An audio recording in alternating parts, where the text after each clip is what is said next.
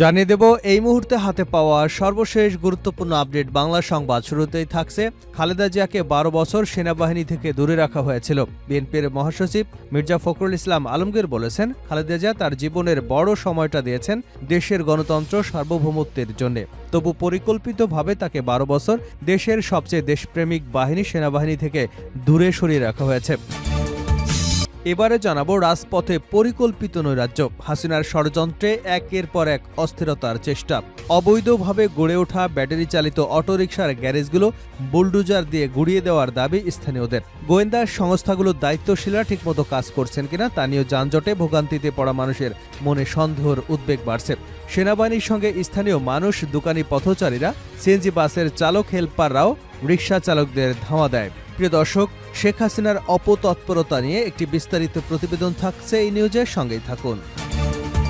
জানাবো ভারতের সঙ্গে আলোচনার বিষয়ে এখনও চূড়ান্ত হয়নি শেখ হাসিনাকে ফেরানোর প্রসঙ্গে। ডিসেম্বরে ঢাকায় বাংলাদেশ এবং ভারতের মধ্যে পররাষ্ট্র সচিব পর্যায়ে বৈঠক হবার কথা রয়েছে। সেই বৈঠকে সাবেক প্রধানমন্ত্রী শেখ হাসিনাকে ফেরানোর বিষয়ে আলোচনা হবে কিনা তা এখনও চূড়ান্ত হয়নি বলে জানিয়েছেন পররাষ্ট্র মন্ত্রণালয়। মন্ত্রণালয়ের মুখপাত্র তৌহিদ হাসান এ তথ্য নিশ্চিত করেছেন। এদিকে জোড়া খুনে মৃত্যুদণ্ড পাওয়া আসামি ২১ বছর পর গ্রেপ্তার। পিরোজপুরের মঠবাড়িয়ায় জোড়া খুনের দায়ে মৃত্যুদণ্ড পাওয়া পলাতক আসামি মিরাজুল হক ওরফে আব্দুল হককে খাগড়াছড়ি থেকে গ্রেপ্তার করেছে পুলিশ। সাজা থেকে বাঁচতে আব্দুল হক ২১ বছর পলাতক ছিলেন। এবার থাকছে আওয়ামী লীগকে নির্বাচনের সুযোগ দেবার বিষয়ে যা বলেন হাসনাত আব্দুল্লাহ। আওয়ামী লীগকে নির্বাচনের সুযোগ দেবার বিষয়ে নিজের বক্তব্য স্পষ্ট করেছেন বৈষম্য বিরোধী ছাত্র আন্দোলনের অন্যতম সমন্বয়ক হাসনাত আব্দুল্লাহ।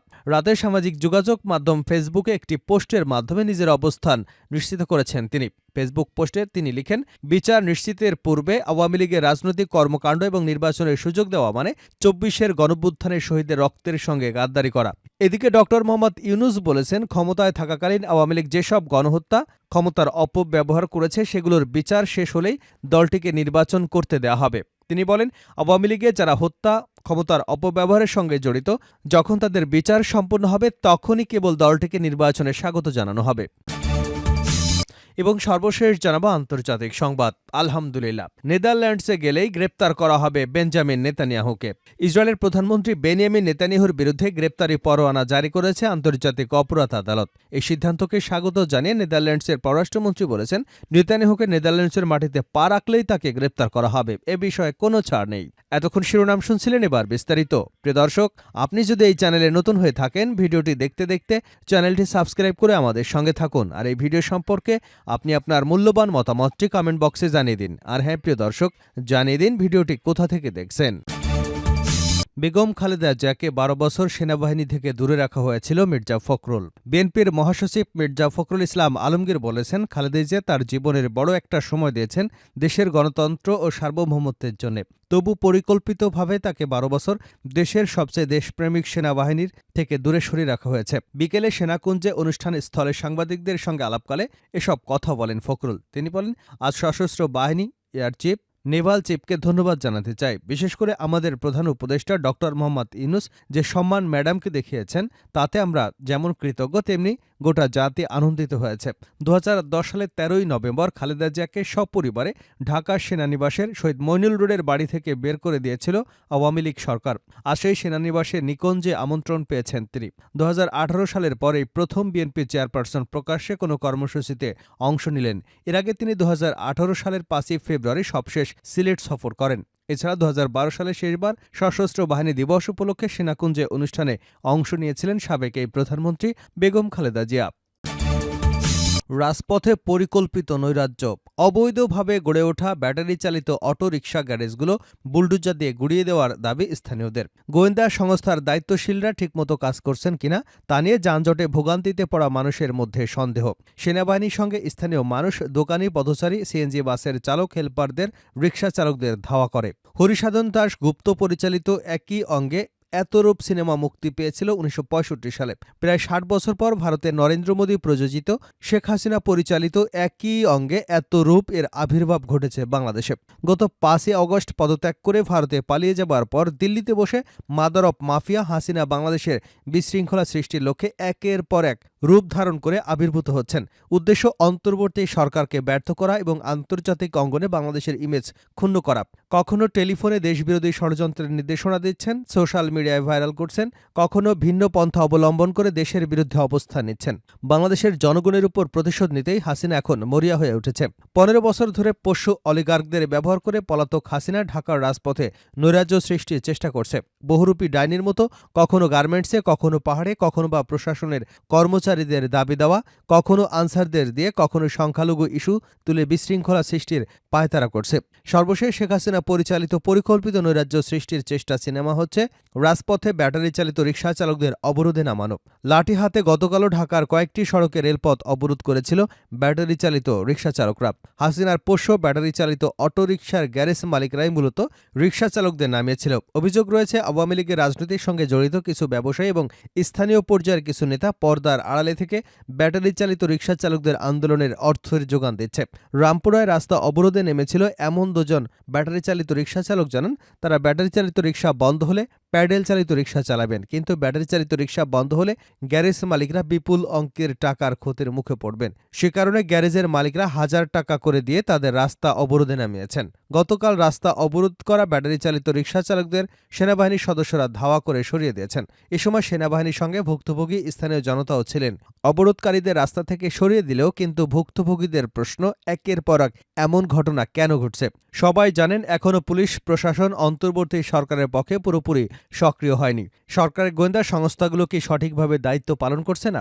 গোয়েন্দা সংস্থাগুলোর আগের এমন ঘটনার খবর জানলে তো সরকার আগাম ব্যবস্থা গ্রহণ করতে পারত, নাকি সর্ষের মধ্যেই ভূত? ভারতের সঙ্গে আলোচনার বিষয়বস্তু চূড়ান্ত হয়নি শেখ হাসিনাকে ফেরানোর প্রসঙ্গে। ডিসেম্বরে ঢাকায় বাংলাদেশ এবং ভারতের মধ্যে পররাষ্ট্র সচিব পর্যায়ে বৈঠক হবার কথা রয়েছে।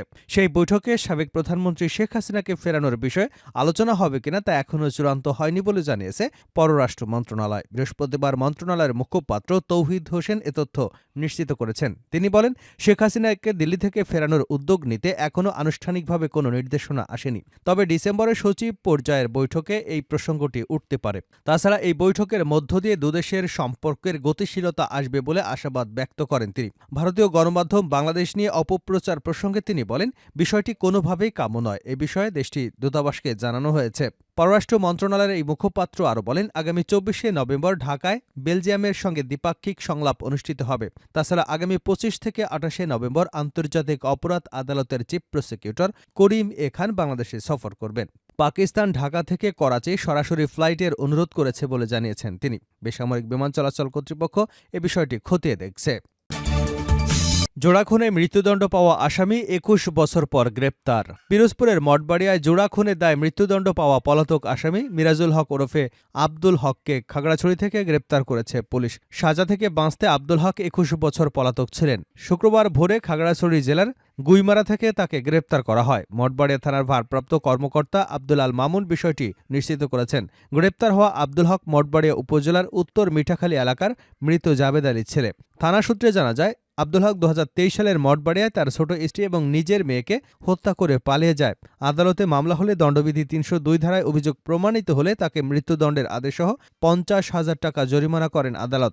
মামলার খবর শুনে আসামি মিরাজুল হক 2003 সাল থেকে পার্বত্য চট্টগ্রামের খাগড়াছড়ি জেলার গুইমারা এলাকায় পরিচয় গোপনে আত্মগোপনে ছিলেন। মঠবাড়িয়া থানার ভারপ্রাপ্ত কর্মকর্তা আব্দুল আল মামুন বলেন, গোপন সংবাদের ভিত্তিতে পুলিশ অভিযান চালিয়ে জোড়া খুনের মামলায় 21 বছর পলাতক আসামি মিরাজুল হক ওরফে আব্দুল হককে খাগড়াছড়ি থেকে গ্রেপ্তার করে। তিনি প্রথমে তার পরিবার নিয়ে খাগড়াছড়ি জেলার গুইমারা এলাকায় আত্মগোপনে ছিলেন। আসামিকে খাগড়াছড়ি থেকে নিয়ে আসা হলেই তাকে আদালতে পাঠানো হবে। নেদারল্যান্ডসে গেলেই গ্রেপ্তার হবে নেতানিয়াহু। ইসরায়েলের প্রধানমন্ত্রী বেনিয়ামিন নেতানিয়াহুর বিরুদ্ধে গ্রেপ্তারি পরোয়ানা জারি করেছে আন্তর্জাতিক অপরাধ আদালত। এই সিদ্ধান্তকে সম্মান জানিয়ে নেদারল্যান্ডসের পররাষ্ট্রমন্ত্রী বলেছেন, নেতানিয়াহু নেদারল্যান্ডসের মাটিতে পা রাখলেই তাকে গ্রেপ্তার করা হবে। স্থানীয় সময় বৃহস্পতিবার পার্লামেন্টে পররাষ্ট্রমন্ত্রী ক্যাসপার ভেল্ডক্যাম্প একথা বলেন। নেতানিয়াহু ছাড়াও ইসরায়েলের সাবেক প্রতিরক্ষামন্ত্রী ইয়োব গ্যালন, হামাস নেতা মোহাম্মদ দেইফের সঙ্গেও নেদারল্যান্ডসের কোনো অপ্রয়োজনীয় যোগাযোগ করবে না বলে জানিয়েছে ভেন্ডক্যাম্প। তিনি বলেন, নেদারল্যান্ডস রোম সংবিধির সঙ্গেই থাকবে। আন্তর্জাতিক অপরাধ আদালতে রোম সংবিধি হলো একটি চুক্তি। এটি 1998 সালের 17 জুলাই ইতালি রোমে একটি কূটনৈতিক সম্মেলনে গৃহীত হয়। এটি 2002 সালের 1 জুলাই কার্যকর হয়। 2024 সালের ফেব্রুয়ারি পর্যন্ত 124টি দেশ এই চুক্তির অংশ নেয়। কারো বিরুদ্ধে আন্তর্জাতিক অপরাধ আদালতে গ্রেপ্তারি পরোয়ানা জারি থাকলে এসব দেশ তাদের গ্রেপ্তার করতে পারবে। নেতানিয়াহুর নেদারল্যান্ডসের সফরের কোনো পরিকল্পনা না থাকলেও ডাচ পররাষ্ট্রমন্ত্রী শিগগিরই মধ্যপ্রাচ্যে সফর করবেন।